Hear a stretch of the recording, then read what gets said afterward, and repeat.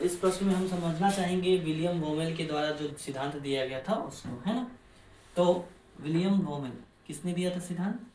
William वोमेल के बारे में जानना चाहेंगे, है ना। तो इन्होंने मुद्रा की मांग के लिए एक सिद्धांत प्रस्तुत किया था 1952 में, है ना। ठीक है, इन्होंने बताया कि जो मेरा मुद्रा का जो मांग है ना, अर्थात मुद्रा की मांग, मनी का जो डिमांड होता है, दो बातों पे डिपेंड करता है। पहला है कि लेन देन, लेन देन की लागत, लेन देन की लागत, और दूसरा हमारा ब्याज दर, है ना। ये दोनों तय करेगा, ब्याज दर और लेन देन की लागत हमारा तय करेगा कि मुद्रा की मांग किसी भी अर्थव्यवस्था में क्या होने वाली है। अगर लेन देन की लागत बढ़ जाती है, क्या कर जाती है? बढ़ जाती है, तो क्या होता है, सॉरी, लेन देन की लागत बढ़ेगी तो मुद्रा का मांग भी क्या हो जाएगा? बढ़ जाएगा। ठीक, अर्थात अगर हम समझे लेन देन अगर बढ़ जाए, ठीक, तो जो ये मनी का डिमांड है वो भी क्या हो जाएगा? बढ़ जाएगा। क्यों? है ना। फिर दूसरा, अगर दूसरा देखें, अगर हम इंटरेस्ट देखें, ब्याज रेट देखें, इंटरेस्ट रेट देखें, अगर ये बढ़ जाएगा तो क्या हो जाएगा? जब इंटरेस्ट रेट बढ़ता है तो क्या हो जाता है? हमारा मनी का मांग डाउन कर जाता है। ये दो बात किसने कहा? विलियम वोमेल ने। पहला क्या बताया? अगर लेन देन बढ़ेगा तो मनी का डिमांड बढ़ जाएगा, और लेन देन उसके बाद लेन देन घटेगा तो मनी का डिमांड घट जाएगा। ठीक, दूसरा उन्होंने बताया अगर इंटरेस्ट रेट जो हमारा है अगर वो अप कर जाए तो मनी ऑफ डिमांड क्या हो जाएगी? डाउन हो जाएगी। ठीक है, अब इसे समझने के लिए हम उनके द्वारा दिया गया एक गणितीय फॉर्मूला समझ सकते हैं, मैथमेटिकल फॉर्मूला, है ना। मैथमेटिकल फॉर्मूला के हिसाब से भी इसे समझा जा सकता है। कैसे समझेंगे? तो उन्होंने बताया कि जो मनी ऑफ डिमांड होता है ना, इसका फॉर्मूला है, आप याद कर लेंगे, 2yc/r, है ना। ये है ना, यहाँ पे अगर आप जाने तो कौन कौन सा चीज क्या है? एमडी जो है हमारा, ये क्या है? मुद्रा की मांग को दिखाता है। किसको दिखाता है? मुद्रा की मांग को दिखाता है। वाई जो है हमारा क्या है? आय है। ठीक है, सी जो है हमारा है लेन देन की लागत है, लेन देन की लागत है, लेन देन की लागत है, और हमारा जो आर है ये हमारा क्या है? ब्याज दर है।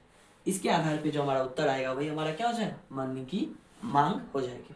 ठीक है, अगर आप इसको समझना चाहें तो हम इसे एक तालिका के माध्यम से यहाँ पे समझ सकते हैं। सिद्धांत को समझने के लिए हम तालिका प्रस्तुत कर सकते हैं। ठीक है, इस तालिका में हमें ज़्यादा कुछ करना नहीं है, हमें दो चीज़ बनाना है। ठीक, पहला चीज़ क्या है हमारा? मनी की डिमांड। ठीक, सॉरी मिस्टेक हो गया, यहाँ पे रेट होगा और यहाँ पे क्या हो जाएगा? मनी की डिमांड। अगर मान लीजिए किसी अर्थव्यवस्था में ब्याज दर 1%, ठीक, फिर है 2%, फिर है 3%, और एक है 4%। हम चार उदाहरण लेते हैं कि ब्याज दर क्या है। कभी 1% है, फिर 2% है, फिर 3% है, फिर 4% है। तो 1% पे अगर देखें तो 50,000 की मांग थी, 2% पे 40,000 हो गई, 30% पे क्या हो गई? 30,000 हो गई, और 4% पे 20,000 हो गई। मतलब क्या है कि हम देख सकते हैं कि जो हमारा क्या है मनी की डिमांड है वो इन्वर्सली प्रोपोर्शनल किसके है? ब्याज दर के। मतलब कि जैसे ही ब्याज दर बढ़ा, ब्याज दर बढ़ा तो हमारा रेट ये क्या हो जाएगा? मनी की डिमांड क्या हो गई? कम हो गई। लेकिन जैसे ही ब्याज दर घटेगा तो मनी की डिमांड क्या हो जाएगी? ज़्यादा। देखिए यहाँ पे ब्याज दर क्या है? सबसे कम, तो मनी की डिमांड सबसे ज़्यादा। ठीक, यहाँ पे ब्याज दर क्या है? अधिक हो गया तो मनी की डिमांड सबसे कम। तो समझ सकते हैं कि क्या होता है कि जैसे जैसे मनी का डिमांड, जैसे जैसे ब्याज दर बढ़ता है मनी की डिमांड घटती है, और जैसे जैसे ब्याज दर घटता है वैसे मनी की डिमांड क्या हो जाती है? बढ़ती है। तो दोनों में क्या होता है? इन्वर्सली प्रोपोर्शनल, विपरीत संबंध होता है। यही हमें किसने बताया था? वोमेल ने बताया था। ठीक है, अगर हम इसके आगे कुछ बात करें, है ना, तो इसके आगे कैसे बात कर सकते हैं? तो अगर हम चाहे तो इसे हम एक ग्राफ के रूप में भी प्रस्तुत कर सकते हैं। ग्राफ बहुत ईजी है इसका, है ना। तो ग्राफ बनाने के लिए हमें दो एक्सिस लेना पड़ेगा। ठीक, एक्स एक्सिस है और ये हमारा वाई एक्सिस है। ठीक है, एक्स एक्सिस पे आपको लेना है क्या चीज? ब्याज दर। क्या लेना है? ब्याज दर लेना है।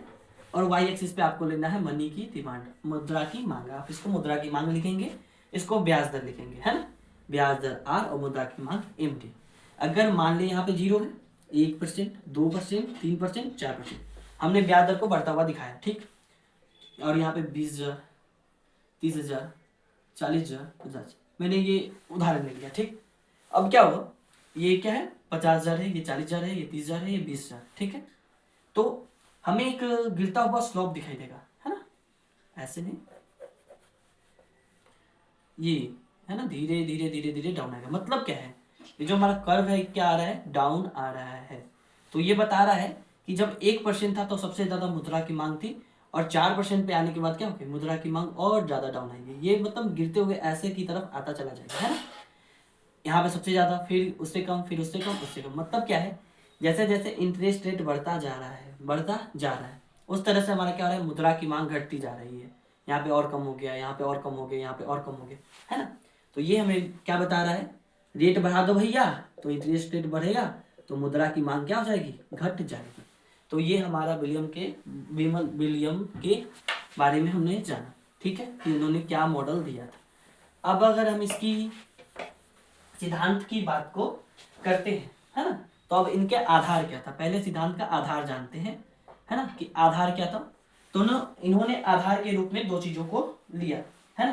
पहला, इन्होंने नगद और बॉन्ड के बीच में आय को बांटा, नगद एंड बॉन्ड के बीच में आय का डिवीजन किया। यानी आय किस चीज में बटा होता है, नगद में बटा होता है, दूसरा बॉन्ड में बटा होता है, ठीक है। उसके बाद इन्होंने दूसरा क्या किया, इन्होंने कहा कि ये जो नगद है ना, इस नगद का उपयोग हम ट्रांजेक्शन के लिए करेंगे। किसके लिए करेंगे, ट्रांजेक्शन के लिए करेंगे, है ना, यानी लेन देन के लिए करेंगे।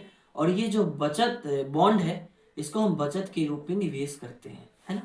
फिर तीसरा उन्होंने बताया कि जब हमें मनी की आवश्यकता होगी, मुद्रा की मांग होगी, तो इस बॉन्ड को हम क्या करते हैं, बेच देते हैं अपने लाभ के लिए। तो ये इनके मॉडल का क्या हो गया, आधार हो गया। इन तीनों बातों को उन्होंने अपने सिद्धांत का क्या बनाया, आधार बनाया, ठीक है। अब सिद्धांत की विशेषताओं की बात करते हैं, क्या किसकी बात करते हैं, विशेषताएं क्या क्या थी इस सिद्धांत की, ठीक है। तो विशेषताओं में अगर हम चर्चा करें तो पहली विशेषताओं का चर्चा करेंगे, ठीक है। तो इन्होंने पहली विशेषता क्या बताया कि जब ब्याज दर क्या हो जाए, अधिक हो जाए, पहली विशेषता बात करते हैं, तो मनी की डिमांड क्या हो जाती है, घट जाती है ना। अगर ब्याज दर घट जाती है तो मनी की डिमांड बढ़ जाती है। इन्होंने पहला बात ये कहा।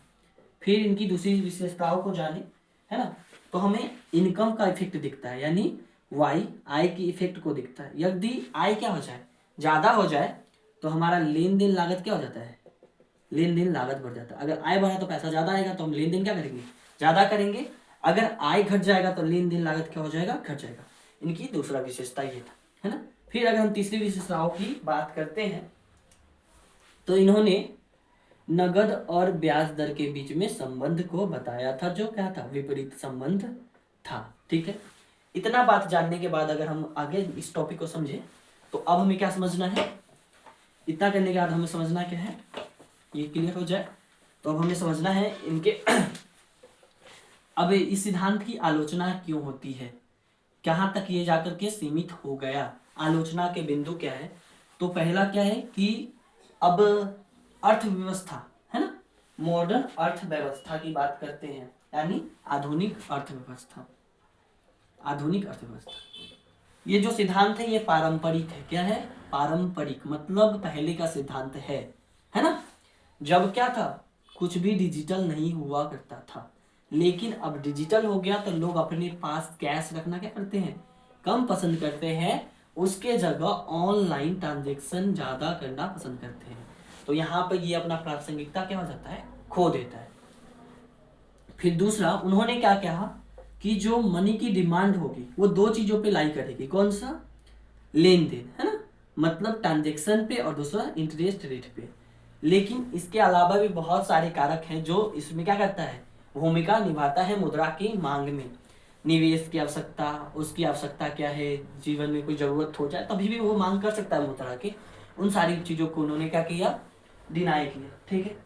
अगला देखिए अब ये जो ग्राफ बनाते हैं, है ना, ग्राफ की गणना क्या है, काफी कठिन है। ग्राफ की गणना क्या है, काफी कठिन है। कैसे ग्राफ की गणना कठिन है, अब हम कोई कितना लेन देन कर रहा है ना, इसका हम एग्जैक्ट नहीं पता कर सकते कि इतना है। हम लोग एक अनुमान लगाते हैं और ये सही हो सकता है या नहीं भी हो सकता है, ये बात होता है ग्राफ की इसमें, है ना। अब इतना बात करने के बाद हम लास्ट में क्या देंगे, इनका निष्कर्ष की तरफ बढ़ेंगे। तो निष्कर्ष क्या कहता है, ये पारंपरिक अर्थव्यवस्था किसके लिए प्रासंगिक है, पर एक इकोनॉमी के लिए सटीक है ना। लेकिन अगर दूसरे एक तरह की इकोनॉमी है तो वहां पे ये सटीकता नहीं बरतता। क्यों? क्योंकि अभी डिजिटलीकरण हो चुका है। ठीक है, दूसरे निष्कर्ष की बात करें, है ना, तो अब जैसे अब क्या आ चुका है, डिजिटल करेंसी आ चुकी है ना, उसके बाद क्रिप्टो करेंसी आ चुकी है ना। तो इन सब युग में इसके सिद्धांत को थोड़ा सा आगे बढ़ाने की आवश्यकता है, कुछ नए आयामों को जोड़ने की आवश्यकता है। तीसरा, अगर हम इसकी निष्कर्ष को समझें, हमने पहले ही जाना था कि यह केवल किसके ऊपर है, तो ट्रांजेक्शन और ब्याज दर के आधार पर निर्धारित होता है। तो ये हमारा हो गया वॉमेल का सिद्धांत अच्छी तरह से, है ना। चलिए।